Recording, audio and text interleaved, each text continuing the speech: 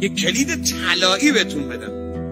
هر وقت خواستید مشکلاتتون حل بشه، قرآن گفته مشکل چجوری حل بشه. همتون هم این آیه رو حفظید، همتون، اما یادتون رفته، یادتون میاد. دیدی گفتم همتون حفظید. سبحانک ان کنت من الظالمین فاستجبنا له و نجیناه من الغم و کذالک بابا صاف داره خدا حرف میزنه، میگه اینجوری ما مؤمنین رو نجات میدیم. چه جوری؟ اینجوری که بگیم من خودم به خودم ظلم کردم. یونس تو شکم مادی اینو که گفت نجات میدیم، من خودم به خودم ظلم و خدا نجات